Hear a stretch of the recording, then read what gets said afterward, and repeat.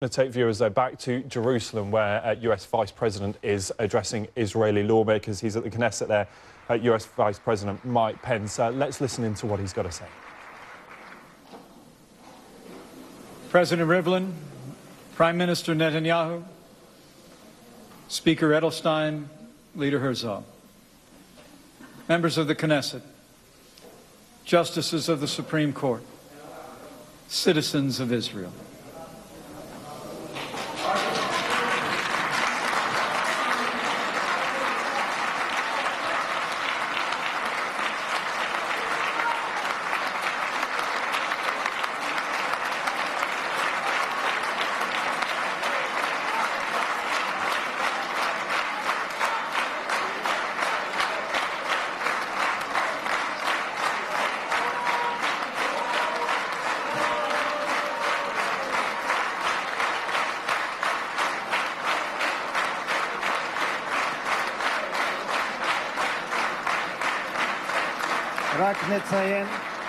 רק נציין לפרוטוקול שכל חברי הרשימה המשותפת מורחקים עד סוף הישיבה היום. Please, Mr. Vice President, I apologize. It is deeply humbling for me to stand before this vibrant democracy.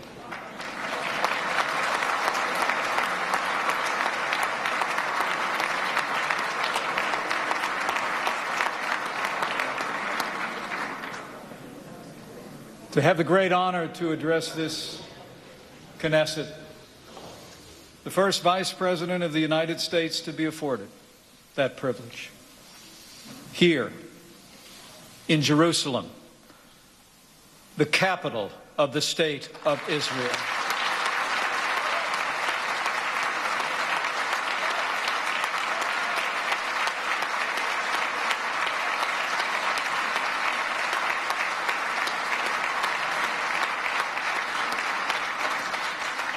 And I bring greetings from a leader who has done more to bring our two countries closer together than any president in the past 70 years.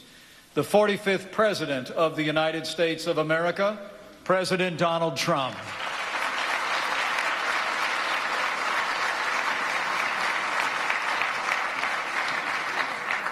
Thanks to the President's leadership, the alliance between our two countries has never been stronger. And the friendship between our peoples has never been deeper. And I am here to convey a simple message from the heart of the American people.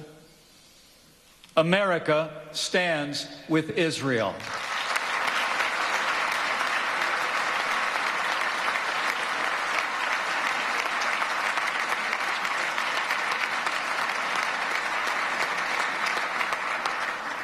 We stand with Israel because your cause is our cause.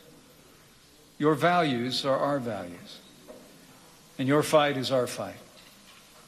We stand with Israel because we believe in right over wrong, in good over evil, and in liberty over tyranny. We stand with Israel because that's what Americans have always done. And so has it been since my country's earliest days. During his historic visit to Jerusalem, President Trump declared that the bond between us, in his words, is woven together in the hearts of our people. And the people of the United States have always held a special affection and admiration for the people of the book. In the story of the Jews, we've always seen the story of America. It is the story of an exodus, a journey from persecution to freedom. A story that shows the power of faith and the promise of hope. My country's very first settlers also saw themselves as pilgrims, sent by Providence to build a new promised land. The songs and stories of the people of Israel were their anthems, and they faithfully taught them to their children, and do to this day. And our founders, as others have said, turned to the wisdom of the Hebrew Bible for direction, guidance, and inspiration.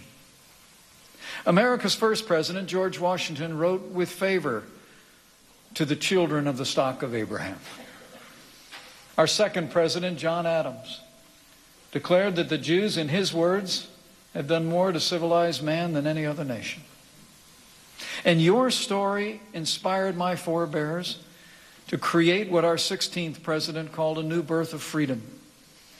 And down through the generations, the American people became fierce advocates of the Jewish people's aspiration to return to the land of your forefathers.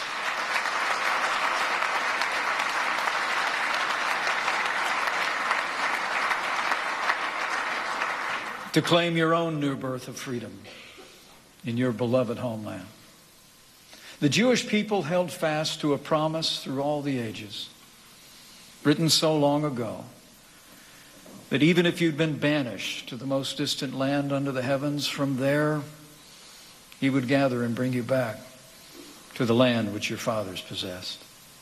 Through a 2,000-year exile, the longest of any people anywhere, through conquests and expulsions, inquisitions and pogroms, the Jewish people held on to this promise.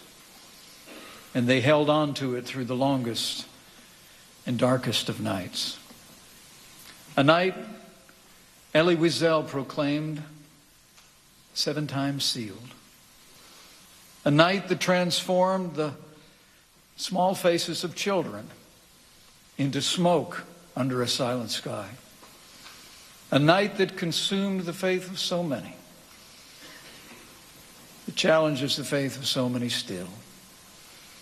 And tomorrow, when I stand with my wife at Yad Vashem to honor the 6 million Jewish martyrs of the Holocaust, we will marvel at the faith and resilience of your people, who just 3 years after walking beneath the shadow of death rose up from the ashes to resurrect yourselves, to reclaim a Jewish future, and to rebuild the Jewish state.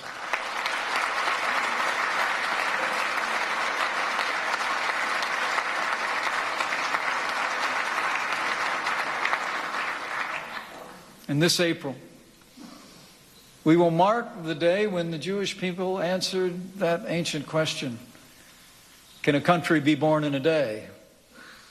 Can a nation be born in a moment?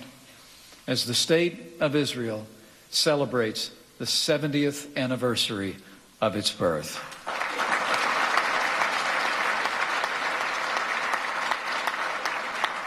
As you prepare to commemorate this historic milestone, I say, along with the good people of Israel, here and around the world, Shehekianu, Viki Amanu, Vihig Iyanu, Lazman Hazeh.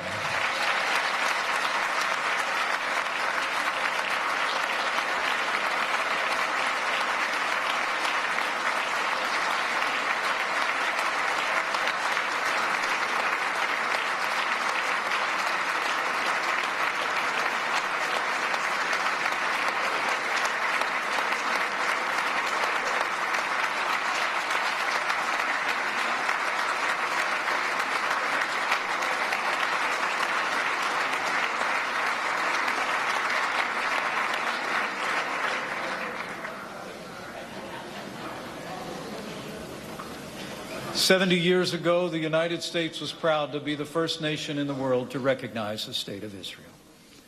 But as you well know, the work we began on that day was left unfinished. For while the United States recognized your nation, one administration after another refused to recognize your capital. But just last month, President Donald Trump made history. He righted a 70-year wrong. He kept his word to the American people when he announced that the United States of America will finally acknowledge Jerusalem is Israel's capital.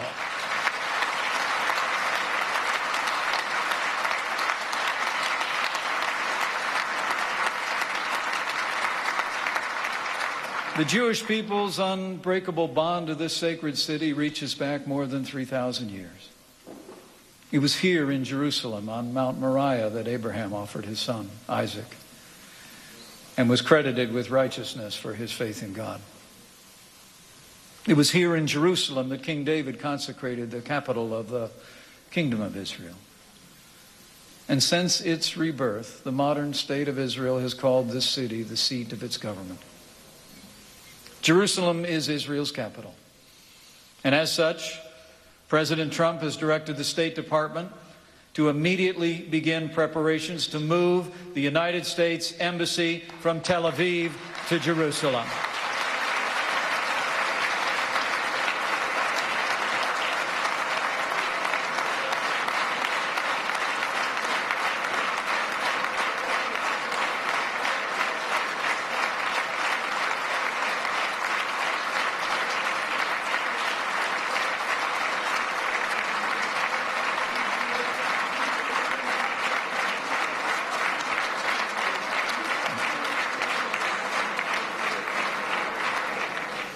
In the weeks ahead, our administration will advance its plan to open the United States Embassy in Jerusalem. And that United States Embassy will open before the end of next year.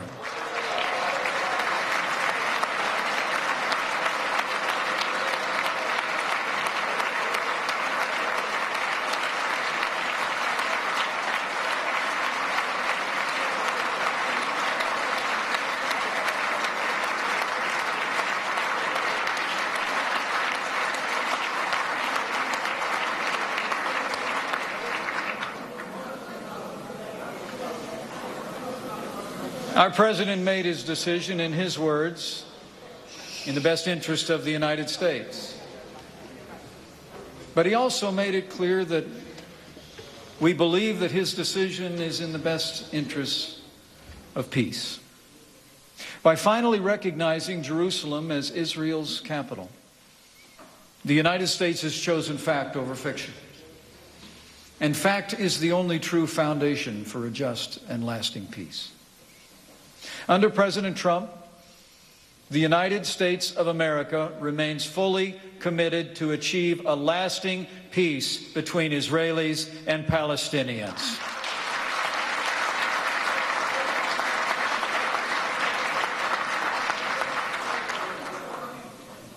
In announcing his decision on Jerusalem, the President also called, in his words, on all parties to maintain the status quo at Jerusalem's holy sites, including the Temple Mount, also known as the Haram al-Sharif. And he made it clear that we're not taking a position on any final status issues, including the specific boundaries of the Israeli sovereignty in Jerusalem or the resolution of contested borders. And President Trump reaffirmed that if both sides agree, the United States of America will support a two-state solution.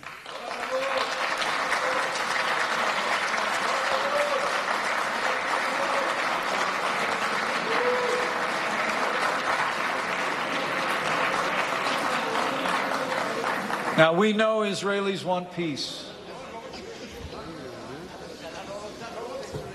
And we know that Israelis need no lectures on the price of war. The people of Israel know the terrible price all too well. Your Prime Minister knows that price. He himself was nearly killed in battle. And his beloved brother Yoni was killed while courageously leading the Entebbe hostage rescue 41 years ago. And you